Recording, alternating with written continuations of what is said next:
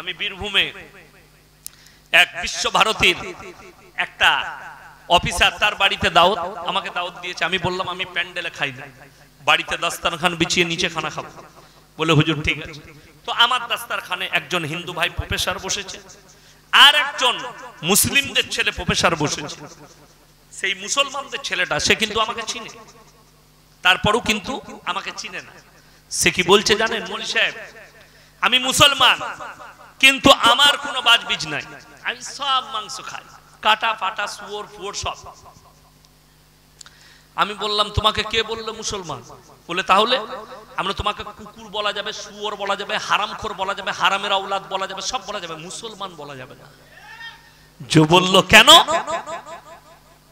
আমি বললাম মুসলমানের জন্য আল্লাহ শর্ত রেখেছে হালাল মাল খানেওয়ালা।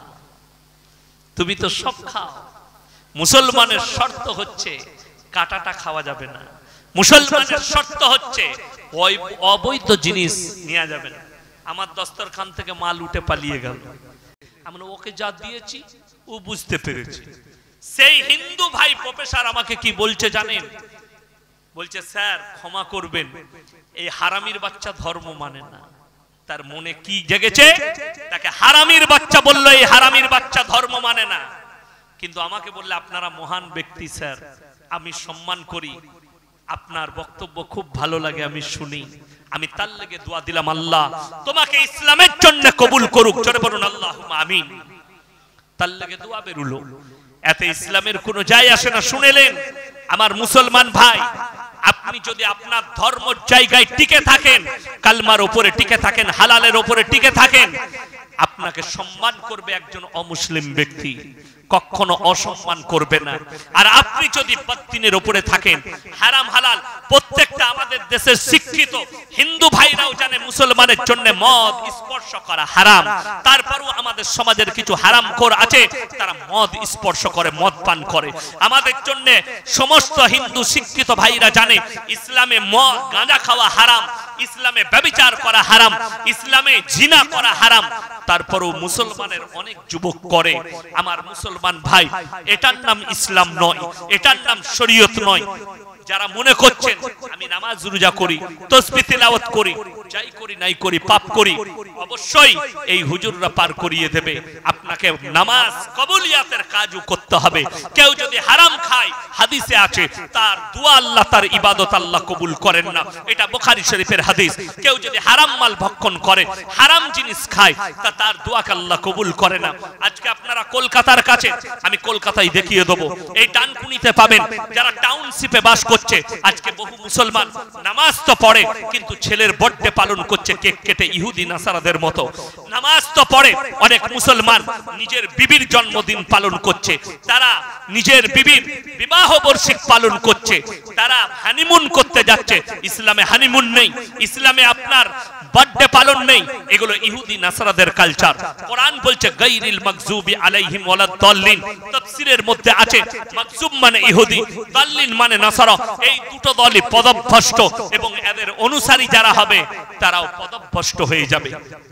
আজকে কষ্ট লাগে, পৃথিবীতে 57টা মুসলিম দেশ আছে, সমস্ত মুসলিম দেশগুলো এরা ইন্তজার করছে আল্লাহ কাবা ঘরকে যেভাবে বাঁচিয়েছিল, আবরাহা বাদশার হস্তি বাহিনী থেকে আবাবিল পাখির দ্বারা আবার আল্লাহ নিজের আকসা মসজিদকে আবাবিল পাখি পাঠিয়ে বাঁচাবে।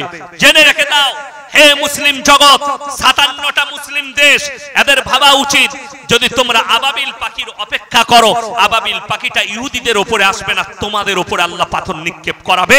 যেহেতু তোমরা চুপ করে বসে তামাশা দেখছো, হাজার হাজার নিরীহ মানুষের জীবন যাচ্ছে ফিলিস্তিনে। আল আকসা মসজিদ আমাদের, আর আমাদের থাকবে। যদি কারো মনে হয় এটা আমাদের মামলা নয়, এটা আমাদের জায়গা নয়, ফিলিস্তিন আমাদের নয়, সেখানে যা হচ্ছে হচ্ছে, আমরা ভারতবাসী, তার ঈমান চলে যাবে, তাকে কালমা পড়তে হবে, সে বেঈমান হয়ে যাবে। শুনে রেখে দেন, বুখারী শরীফের হাদিস, নবীজি সাল্লাল্লাহু আলাইহি সাল্লাম বললেন, এক মুমিন আর এক মুমিনের ভাই ভাই, মক্কাতে থাক আর জর্ডানে থাক আর লন্ডনে থাক আর আমেরিকায় থাক আর ভারতে থাক, যেখানেই থাক, মুসলমানের ক্ষতি হলে মুসলমানের ব্যথা হতে হবে। কোরআনে আছে এক মুমিন আর এক মুমিনের বন্ধু, এক মুসলমান আর এক মুসলমানের বন্ধু। জোরে বলুন সুবহানাল্লাহ। আজকে বড় কষ্ট লাগে, এই হাদিসটা পুরো উল্টো হয়ে গেছে। এক মুসলমান আর এক মুসলমানের শত্রু, এক মুসলমান আর এক মুসলমানের দুশমন। পুরো কোরআন আর হাদিসকে পাল্টিয়ে আমরা রেখে দিয়েছি। কেন বললাম? নবীজির হাদিস, তোমরা ততক্ষণ পর্যন্ত মুমিন হতে পারবে না যতক্ষণ পর্যন্ত তোমার কাছ থেকে তোমার প্রতিবেশী সুরক্ষিত নয়। আপনি কতটা সুরক্ষা দিতে পেরেছেন? আপনি সুরক্ষা দিতে পারেননি, এতটুকু জানো। শুনেন, কষ্ট মানে কি? ভাষার দ্বারা নয়, ব্যবহারের দ্বারা নয়, আখলাকের দ্বারা জানো কোন রকমের কষ্ট আপনার প্রতিবেশী না পায়। শালীন ভাষা ব্যবহার করুন। বছর দুয়েক আগে কোরআনের 28টা আয়াতের উপরে সুপ্রিম কোর্টে কেস করেছিল, এগুলো কোরআন থেকে বাতিল করতে হবে। জোরে বলুন নাউজুবিল্লাহ। ये তারপরে এলান করলো, मैं इस्लाम छोड़ के सनातन धर्म को अपना लिया। আপনারা অনেকে দেখেছেন, যারা মোবাইল ফেসবুক ঘাঁটে তারা দেখেছে, তিনি একটা কি বললেন, আমি সনাতন ধর্ম গ্রহণ করেছি। ঠিক আছে, মাথায় গেরুয়া পাগড়ি পরলেন, গেরুয়া পোশাক লাগালেন, পুজো পাঠ করে সেই ধর্ম গ্রহণ করলেন। চ্যালেঞ্জ দিয়ে বলছি, ওয়াসিম রিজভির মতো যতগুলো হারামখোর আছে, তুমি সারা জিন্দেগি যদি ওই ধর্মে কাটিয়ে দাও, কখনো তোমাকে পুরোহিত হিসাবে পুজো করতে দিবে না। ঠিক বললাম না ভুল বললাম? পাবে না। আর আমি ইয়াসিন চ্যালেঞ্জ ছুড়ে বলছি, এখনো পর্যন্ত পশ্চিম বাংলার স্টেজে নব মুসলিম বক্তা ঘুরে বেড়াচ্ছে, যাদেরকে আমরা স্টেজে জায়গা দিয়েছি ইলম হাসিল করার কারণে, যোগ্যতা অর্জন করার কারণে। আলহামদুলিল্লাহ, কেউ যদি কোনো মুসলিম ভাই, সে যদি মৌলবি হয়, আলেম হয়, ইমামতির যোগ্যতা নিয়ে আসে, তার পেছনে আমরা নামাজ পড়ি। জোরে বলুন সুবহানাল্লাহ। ইসলাম এত সুন্দর, আমি বুঝিয়ে দিলাম। আমাদের পশ্চিম বাংলায়, আমি উত্তর 24 পরগনায় না দক্ষিণে, আমার ঠিক মনে পড়ছে না, আমি জলসা করতে গিয়েছিলাম, ইনারা চিনবেন। সেই বক্তার নাম হচ্ছে পাপ্পু যাদব, তার বাড়িতে আমি খানা খেয়েছি। নব মুসলিম বক্তা, আসল বাড়ি উত্তরপ্রদেশে, ইসলাম কবুল করে এখানেই থাকে, 24 পরগনায় বাড়ি করে আছে, বয়ান ভালো করে। তার নাম পাপ্পু যাদব। সে একজন বক্তা, আমরা তাদেরকে গ্রহণ করছি, আমি তার বাড়িতে খানা খেয়েছি, সেও জলসা করে, তাকে আমরা স্টেজে জায়গা দিয়েছি, অসুবিধা নেই। একজন মারা গেছে, তখন আমি তালবিলিম, আমার মাদ্রাসায় জলসা করতে গিয়েছিল, তখন আমি পড়াশোনা করি। আমার আব্বাজি দাওয়াত করেছিলেন, মেদিনীপুরে বাড়ি, আব্দুর রাজ্জাক রাত মেদিনীপুর, ইনাদের গ্রামে গিয়েছে, বলছেন হুজুর চিনেন, মারা গিয়েছেন, আল্লাহ জান্নাতি করুক, বলুন আমিন। তিনি খুব মুখলিস লোক ছিলেন। এই লোককেও আমার আল্লাহ, আমার আব্বাজি দাওয়াত দিয়েছেন, উলামারা গ্রহণ করেছে।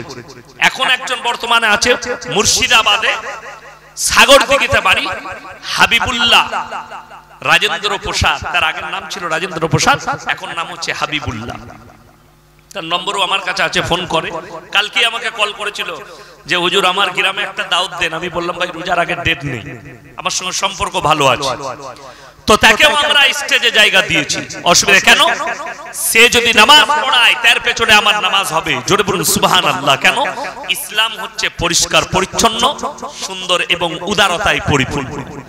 আর আপনি চলুন, আপনাকে প্রমাণ দেব, পুরীর জগন্নাথ মন্দিরে জন্মসূত্রে হিন্দু না হলে প্রবেশ করতে পাবে না, লেখা আছে। ইন্দিরা গান্ধীকে প্রবেশ করতে দেওয়া হয়নি ফিরোজ খানদিকে বিয়ে করার কারণে, থাইল্যান্ডের রাজকুমারীকে প্রবেশ করতে দেওয়া হয়নি জন্মসূত্রে হিন্দু নয় বলে। আর আমি বলছি আল্লাহর কসম করে, এক্ষুনি বলো লা ইলাহা ইল্লাল্লাহ মুহাম্মাদুর রাসূলুল্লাহ, ফজর থেকে মসজিদে ফার্স্ট কাতারে নামাজ পড়তে পাবে, আগে উজু করে ঢুকে গেলে। জোরে বলুন একবার সুবহানাল্লাহ। এটা হচ্ছে ইসলাম। ইসলামে বাড়াবাড়ি নেই, মারামারি নেই, কাটাকাটি নেই। আজকে আমি আপনাদেরকে একটা একটা করে বুঝাবো। আল্লাহ যেন আমাদেরকে আমলের তৌফিক দান করেন, বলো আল্লাহুম্মা আমিন। জলসা শুনলেন, আমাদের দেশের কিছু লোক আছে হুজুর সুর করে বক্তব্য দেন। আপনাদের কি মনে হচ্ছে আমি সুর জানি না? সুর আছে, সুর দিতে পারবো, সুর দিয়ে চলে যাব, বুঝতে কিছু পারবেন না, গোলমালটা ওখানেই হয়ে যাবে। কিন্তু আমি কেটে কেটে বলবো, গুদা বাংলায় বায়ান করি আমি, আমার বক্তব্য শুনবেন। 30,000 জলসা ছুটছে আমার ইউটিউব আর ফেসবুকে। আমি সম্পূর্ণ গুদা বাংলায়, একটা লোক স্কুলে যায়নি তার ব্রেনে আল্লাহর রহমতে আমি ঢুকিয়ে দিতে পারবো। কেউ খেটে খায়, স্কুলের মুখ দেখেনি, তার ব্রেনে ঢুকে যাবে। এক নম্বরই আল্লাহ ইসলামের বুনিয়াদ যেটা রেখেছেন সেটা কিন্তু এডুকেশন, শিক্ষার উপরে রেখেছেন। প্রত্যেকটা মুসলমান নরনারী জানে, নবীজি বলেছেন মুসলমান নরনারীর জন্য ফরজ হচ্ছে দ্বীনি ইলম হাসিল করা। প্রত্যেকটা মুসলমান নরনারী, যুবক যুবতী, বৃদ্ধ বৃদ্ধা, সকলের জন্য দ্বীনি ইলম হাসিল করতে হবে। দ্বীনি ইলম মানে কি? আপনাকে হুজুর হতে হবে, মৌলবি হতে হবে, মুহাদ্দিস হতে হবে, কারি হতে হবে না। দ্বীনি ইলম মানে অতটা ইলম আপনাকে হাসিল করতে হবে যতটা করলে আপনি হারাম হালাল বাঁচতে পারবেন, দিন বা দিন বুঝতে পারবেন, কুফরি বুঝতে পারবেন, শিরিক বুঝতে পারবেন, বেঈমানের বেঈমানিটা বুঝতে পারবেন। অতটা ইলম আপনাকে বুঝতে হবে। যেমন বুঝিয়ে দিই, আপনারা ডানকুনির কাছে বাস করছেন, ডানকুনি টাউন অনেক বড়। আপনার ইচ্ছা গেল চল ডানকুনি বাজারে গিয়ে রেস্টুরেন্টে খেয়ে আসবো। আপনি একটা রেস্টুরেন্টে ঢুকলেন, আপনি দেখলেন রেস্টুরেন্টটা অমুসলিম ভাইদের, আপনি ঢুকতে পাবেন না? অবশ্যই ঢুকবেন। ঢুকে যদি আপনি চিকেন পকোড়া খাচ্ছেন কিংবা ললিপপ খাবেন, আপনি কি জিজ্ঞেস করবেন? দাদা মুরগিটা জবাই না কাটা, ঠিক কিনা? কথা বলেন। মুসলমান জিজ্ঞেস করবে না? করবে না। কেন জিজ্ঞেস করবেন? ইসলামে আল্লাহ শর্ত রেখেছে হালাল খাবার। ইসলামের শর্ত কি? তাড়াতাড়ি বলুন। হালাল খাবার। এরপর বলে দিই, মুসলমান এটা বুঝে আমাকে জবাই করা মাংস খেতে হবে, হালাল মুরগি খেতে হবে, হালাল ছাগলের মাংস খেতে হবে, হালাল গরুর মাংস খেতে হবে। মুসলমান এটা বুঝে নিয়েছে। কিন্তু আপনি সকালবেলায় উঠে ডানকুনিতে গেলেন, এক হিন্দু ভাইয়ের দোকানে, তাকে বললেন আমাকে জবাই করা মুরগির মাংস দে। সে বললে ভাই তুমি ধরো, আমি ধরছি, তুমি জবাই করে দাও। আপনি জবাই করে দিলেন, বিসমিল্লাহ আল্লাহু আকবার বলে ছাড়িয়ে দিল। আপনি কিনছেন জবাই করা মাংস হালাল মনে করে, টাকাটা যদি সুদের হয় সেই একই হয়ে গেল। কথাটা বুঝতে পারেননি? আমার বুঝিয়ে দিই। আমার গ্রামের, আমার বর্ধমান জেলার ছেলেরা বেশিরভাগ লরি চালায়। আপনাদের এদিকে বালি খালি করে, পাথর দেয়, দেয় না? দেয় না? বীরভূম বর্ধমানের ছেলে তো দুটো মুসলমানদের ছেলে লরি চালায়। তো লরি চালাতে চালাতে হোটেলে দাঁড়িয়েছে হাই রোডের গায়ে, ড্রাইভার আর খালাসি দুজনেই মুসলমান। ঢুকেই বললে ভাই এক বোতল মদ নিয়ে আয়। খেয়ে নিল মদটা, দুজন মিলে ভাগ করে 2 গ্লাস করে 4 গ্লাস চালিয়ে দিল। তারপরে বলছে মুরগির মাংস আর রুটি নিয়ে আয়। তো সে বেচারা হোটেলের বেটার রুটি আর মুরগির মাংস এনেছে। তখন তাকে জিজ্ঞেস করছে কতটা তাল আছে বুঝলে? এই মুরগিটা জবাই না কাটাবো। আমরা মার হারাম করকে জুতো করে প্রথমেই তো হারাম চালিয়ে দিয়েছি, ওটা জিজ্ঞেস করে লাভ আছে? তো আপনি যদি হালাল মাংস মুরগির কিনতে যান আর টাকাটা যদি সুদের হয়, মালটা এক জায়গাতেই দাঁড়িয়ে গেল হারাম। যদি বলেন হুজুর পার্থক্য কি করেছে? আমার আল্লাহ করেছে ওয়াহাল্লাল্লাহুল বাইয়া ওয়া হারামার রিবা। এই দুটো ওয়ার্ডে আল্লাহ মানুষকে হারাম আর হালাল বুঝিয়েছে। ব্যবসা তোমাদের জন্য হালাল, আর সুদকে হারাম করেছি। সুদকে অ্যাভয়েড করো। সুদ যারা খায়, সুদের সবথেকে একদম নিম্ন স্তরের পাপ নিজের মায়ের সঙ্গে 70 বার ব্যভিচার করার সমান গুনাহ। আল্লাহ আমাদেরকে হেফাজত করুক। জোরে বলুন আল্লাহুম্মা আমিন। এই আমি সুদ নিয়ে বলতে লাগলাম, সকালবেলায় আপনাদের পাড়ার চায়ের দোকানে বুঝতে পারবেন ইয়াসিন কেমন বক্তা। কে বলবে? সুদখোররা বলবে একদম বাজে হুজুর এনেছিলি বে। কারা বলবে? সুদখোর মাল কটা বলবে, যেহেতু তার গায়ে লাগছে কথাটা সুদে গেইছে। আল্লাহর কসম, তুমি আমাকে গালি দাও, আমার লেগে বদদুয়া করো, আমার লেগে খারাপ বলো, এতে ইসলামে যায় আসে না। আমি হক বলে যাব, যেটা যার প্রয়োজন হবে আল্লাহ যাকে হিদায়াত দিবে সে নিবে। তাছাড়া কে নিল ইসলামে নাই। নবীজি সাল্লাল্লাহু আলাইহি সাল্লামের হাদিস, সত্য কথা বলে মানুষকে কাঁদিয়ে দাও, মিথ্যা বলে তাদেরকে হাসিও না। আমার কথা আপনাকে কড়ুয়া লাগবে, একটু তেতো লাগবে, গায়ে ভুগবে, কিন্তু আল্লাহ যেদিন আপনাকে হিদায়াত দিবে আপনার ব্রেন বিবেক সব খুলে যাবে যে আমি কতটা পাপের মধ্যে আছি। আপনাদের কি মনে হয় আমাদের মতো হুজুরকে সবাই ভালোবাসে? 100 জন ভালোবাসলে আরো 100 জন গালি দেয়, 90 জন ভালোবাসলে 10 জন গালি দেয়।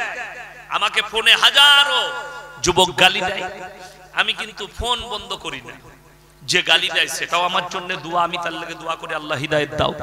এই 20-25 দিন আগে একটা মুর্শিদাবাদের ছেলে ফোন করেছে, বলে হুজুর আমি ঠিকানা বলবো না, কিন্তু আমি আপনার কাছে ক্ষমা চাওয়ার জন্য ফোন করেছি। বাবা কি অপরাধ করেছে তুমি আমার যে ক্ষমা চাইছো?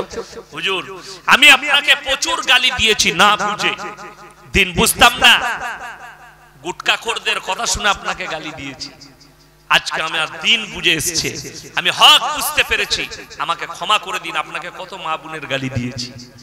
আমি বললাম যেদিনে গালি দিয়েছো আমি সেই দিনই ক্ষমা করে দিয়েছি, যেহেতু তোমরা অশিক্ষিত, তোমাদের মধ্যে ইলম কালাম নাই। গালিকাকে আমি আপনাদেরকে বলে যাই, যে তৎকারী আলেম হোক না কেন, শুধু মৌলবি নয়, তোমরা তোমাদের স্ত্রীকে গালি দিও না, পরিবারকে গালি দিও না, প্রতিবেশীকে গালি দিও না, কোন হিন্দু ভাইকে গালি দিও না, কোন দলিতকে গালি দিও না। কেন? বুখারী শরীফের হাদিসে আছে, নবীজি বললেন, হে আমার সাহাবীরা, যারা অশ্লীল ভাষা ব্যবহার করে, যারা গালিগালাজ করে, এটা মুনাফিকদের একটা বড় আলামত। কেউ কেউ করতে পাবেন না, কড়া ভাষা আপনি বলতে পারবেন, রেগে বলতে পারবেন, একটা ভদ্র ভাষাও রেগে বলা যায়, ঠিক কি না? কথা বলে ভদ্র ভাষা রেগে বলা যায়। আপনার কর্মচারী কাজ করছে না, একটু ফাঁকি মেরেছে, এই তোর এটা ঠিক হচ্ছে বলতো, তুই এইভাবে ফাঁকি মারছিস, আমি তো তোকে পয়সা দিচ্ছি নাকি? আচ্ছা বলুন, এটা কোনো খারাপ ভাষা হলো? কথা বলে হলো না। অথচ তাকে রাগ দেখিয়ে বলা হলো, এতে সে ব্যথা পাবেন না।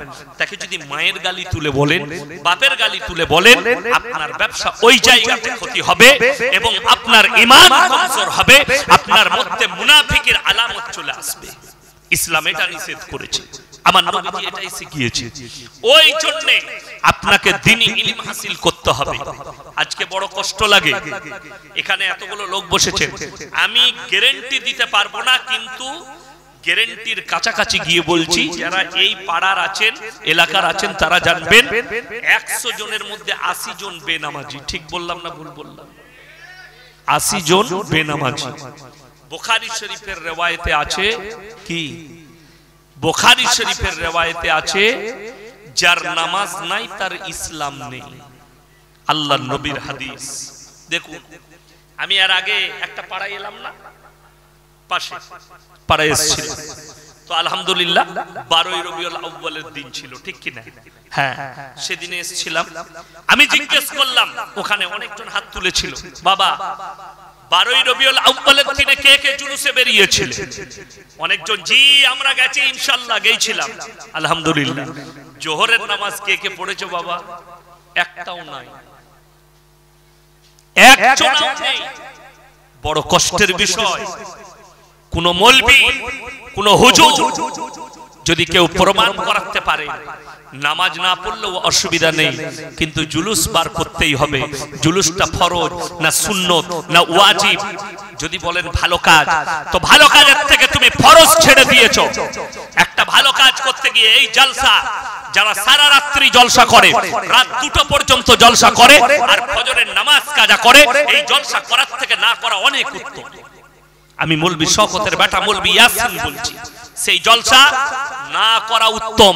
যারা রাত 2টোই জলসা শেষ করলো, যে মানুষগুলো জলসা শেষ করলো, শুনলো, তার তো নামাজ কাজা হবেই। আমাদের মতো বহু বক্তারও নামাজ কাজা হয়ে যাবে।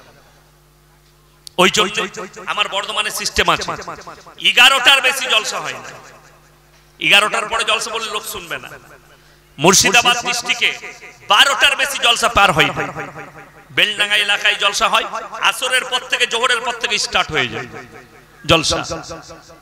ওই জন্য শুনলেন সিস্টেমেটিক্যাল আছে, আপনার ভালো কাজের দ্বারা যেন ফরজ ইবাদত নষ্ট না হয়। বর্ধমান টাউনে আমি তখন ছাত্র জীবন, পানি নিয়ে এসো তো বাবা পানি। তো আমার মুসলমান ভাই, আমি আমার আব্বাজির সাথে জলসায় গেলাম, তো মসজিদে নামাজ হচ্ছে। আব্বাজি খোঁজ করলেন, বলে অমুক হাজী সাহেব কোথাও? বলে হাজী সাহেব নেই, বাড়িতে আছে। কেন তিনি এলেন না? কোনো অসুবিধা, শরীর অসুস্থ? বলে না, তিনার পার্সোনাল একটা ওজিফা আছে। আমার আব্বাজি হাজী সাহেবকে ডেকে পাঠিয়ে বলল ওই ওজিফাটা আপনার জন্য হারাম। বলে কেন? বলে 100 বার হারাম শরীয়ত বলছে। ওজিফাটা ফরজ নয়, ওজিফাটা ওয়াজিব নয়, ওজিফাটা সুন্নত নয়, ওজিফা আপনার পার্সোনাল, কিন্তু নামাজ হচ্ছে আল্লাহর হুকুম। যেখানেই থাকুন নামাজ আগে আদায় করতে হবে। নবীজি সাল্লাল্লাহু আলাইহি সাল্লাম আদর্শ শুধু দেয়নি,